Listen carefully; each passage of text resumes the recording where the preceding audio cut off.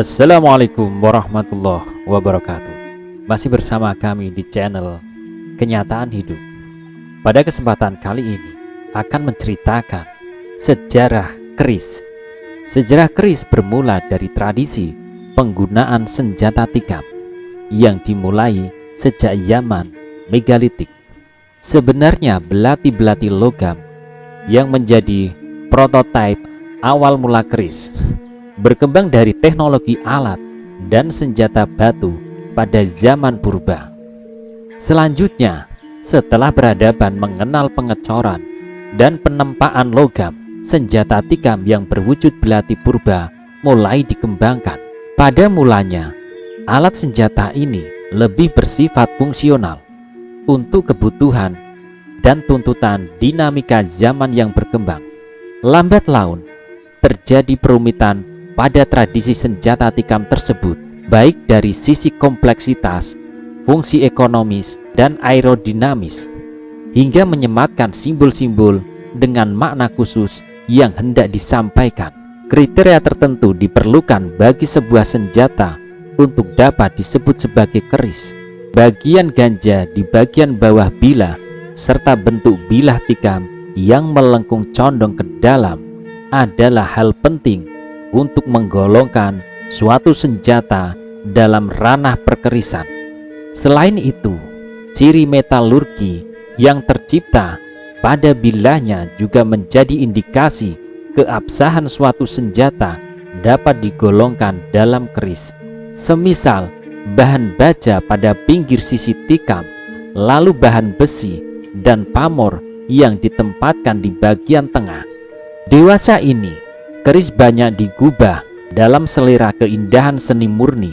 Namun, seyogyanya pembuatan keris kreasi baru tetap tidak meninggalkan fungsi dasarnya sebagai senjata tikam. Kendati dewasa ini, keris sudah tidak digunakan sebagai senjata. Desain ekonomis keris sebagai senjata tetap tidak boleh diabaikan. Pada masa lalu pun, banyak keris pusaka yang dibuat dengan seni yang indah dan dengan bentuk yang kecil serta tipis, tetapi tetap tidak melupakan logika bentuk fungsi sebagai senjata tikam. Sejarah singkat keris adalah belati tikam yang dikembangkan menjadi prototipe keris di Pulau Jawa yang mengalami perumitan pada dinasti-dinasti berikutnya, lalu disebarluaskan oleh Majapahit dengan politik nusantaranya ke hampir seluruh wilayah arsipelago Asia Tenggara. Kemudian, keris mengalami stilasi atau pengayaan lokal pada setiap daerah sehingga menampilkan gaya zaman pembuatan yang berbeda-beda. Kekhasan keris pada kedaerahan dan zaman masing-masing disebut istilah tangguh. Berbeda dengan istilah tangguh dalam bahasa Indonesia yang bermakna tegar dan kokoh. Tangguh dalam bahasa Jawa untuk istilah keris berarti klasifikasi berdasarkan gaya kedaerahan dan zaman pembuatan. Selain untuk menggolongkan ciri keris, istilah tangguh dalam bahasa Jawa juga digunakan untuk mengklasifikasi kuda dan burung perkutut.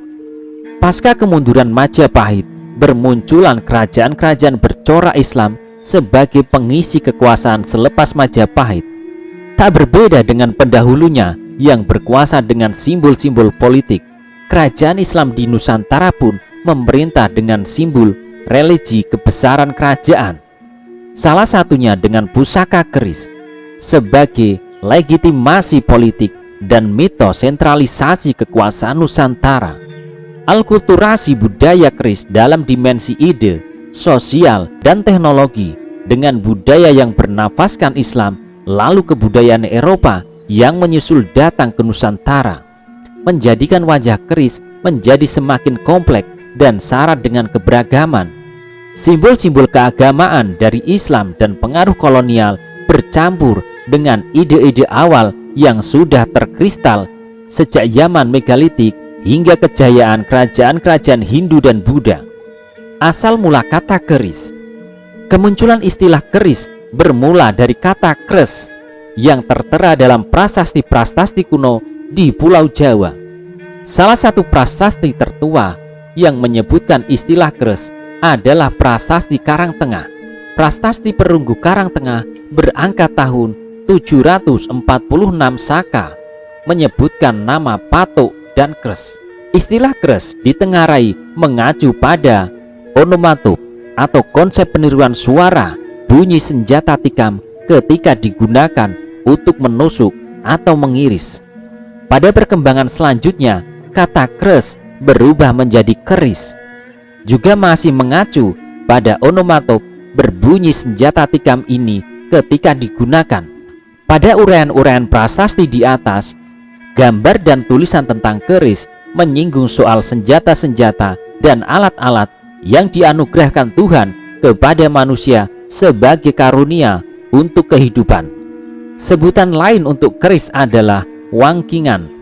Ialah keris beserta dengan warongko yang selalu atau sedang disandang di pinggang bagian belakang. Ada kemungkinan nama tersebut berkaitan dengan kata cangking atau jinjing dan kata wingking atau belakang. Kata wangking dalam bahasa Jawa kuno artinya pinggang. Diwangking artinya diselipkan di pinggang belakang. Di Indonesia, khususnya Jawa, keris telah dikenal sejak zaman Buddha, zaman pra-Islam di Jawa. Perkembangan ilmu pembuatan keris, ilmu pengolahan pamor, hingga pemahaman makna filosofi keris dari masa ke masa berkembang maju. Sampai pada masa kerajaan Singosari Majapahit dan Mataram Sultan Agung, bahkan sampai sekarang, keris telah diposisikan sebagai suatu benda multifungsi dan multi makna. Keris selain berfungsi sebagai sikep atau penyandel, ada pula keris yang digunakan sebagai senjata pamungkas saat peperangan. Keris juga bisa digunakan sebagai sangkalan atau pertanda atas suatu kejadian penting, serta berbagai fungsi keris lainnya. Kebanyakan orang selalu mengaitkan senjata berkelok atau lu dengan keris. Kemudian jamaknya, orang awam sering meletakkan keris dengan segala hal yang mistis dan syirik, berlawanan dengan agama. Hal yang tidak kalah memprihatinkan adalah tindakan sebagian masyarakat yang menjauhi keris karena dianggap kuno, tidak modern, ketinggalan zaman, tidak tren, berbahaya, senjata tajam, dan tidak perlu dilestarikan. Sedangkan pedang tradisional Jepang katana, senjata pedang Eropa, dan pedang Arab malah lebih disukai. Berbagai contoh kesalahpahaman tentang keris menunjukkan betapa ilmu pengetahuan sangat penting untuk menyadarkan masyarakat. Peran aktif ulama dan para pamong diharapkan juga dapat menjembatani kesalahpahaman pada keris dalam masyarakat. Kegentingan pemahaman akar budaya pada masyarakat dapat menyebabkan terombang-ambingnya arah perjalanan bangsa ke depan, otomatis membahayakan ketahanan bangsa dan negara. Begitu pula keris sebagai salah satu akar budaya Nusantara. Demikianlah sekelumit ulasan tentang sejarah keris. Semoga cerita ini dapat menambah sedikit wawasan akan keberagaman sejarah Nusantara. Apabila terdapat kesalahan dalam pengucapan atau versi dan masukan, jangan ragu untuk mengoreksi kami di kolom komentar. Jika dirasa bermanfaat, silakan like, subscribe, dan share video ini. Akhir kata, semoga kita selalu diberkahi dalam menjalani kehidupan ini. Terima kasih telah menyaksikan video ini. Wassalamualaikum warahmatullahi wabarakatuh.